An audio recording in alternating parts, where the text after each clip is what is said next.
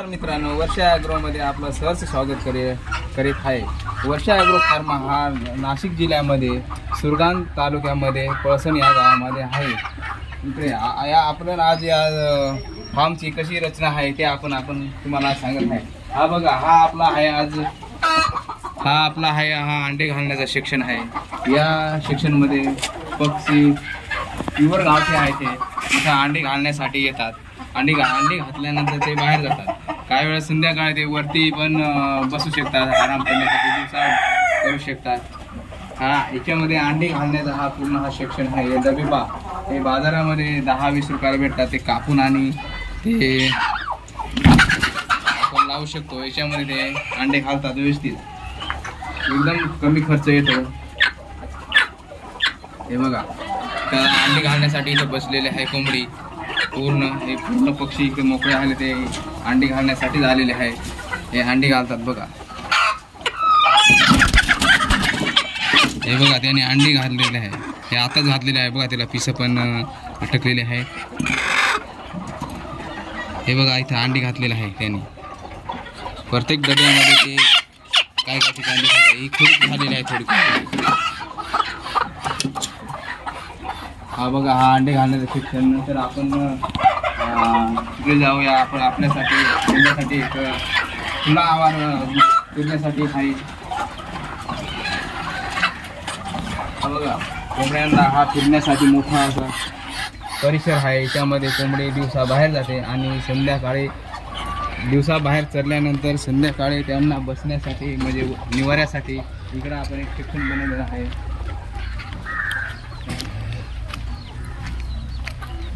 या सेक्शनमध्ये कोंबडी वरती बसू शकतात.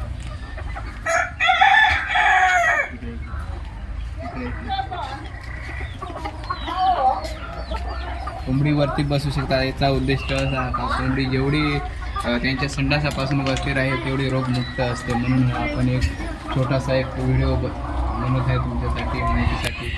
वरती बसतात एकदम आरामदायक कोंबड्या. जेव्हा वरती बसतात तेवढे संडास खाली पडते, म्हणून जे संडासापासून मुक्त असतात, तिथे संपर्क येत नाही विषेपासून.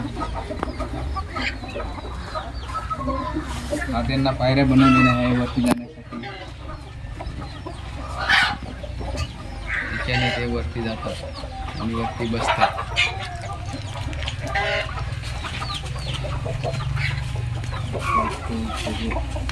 त्यांना सावलीसाठी आपण शेवगाची रोपे लावलेले आहेत. या शेवगाच्या रोपाखाली त्यांना कॅल्शियम अन्नद्रव्य असे मिळतात.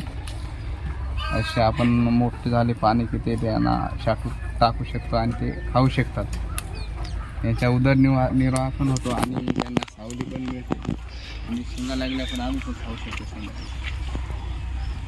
या बघा, शेंगा आहेत त्या आपण खाऊ शकतो. किती मोठे झाले आहेत.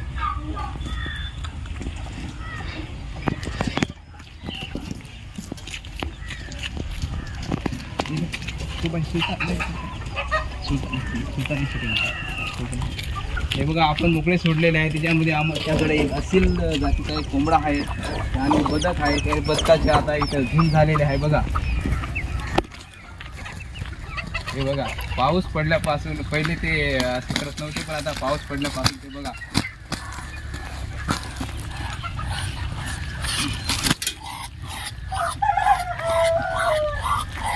बघा असे जातीचा कोंबडा आहे.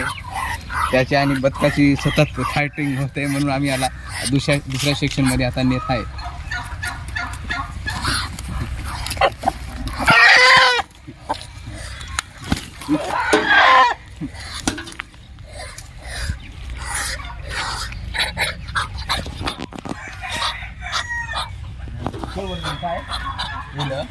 नाही तो बदक, हा बघा बदक एकच आहे, पण तो आपण कुणाला पाहिजे असेल तर बदकाची पिल्लं पण आपल्याकडे उपलब्ध आहेत.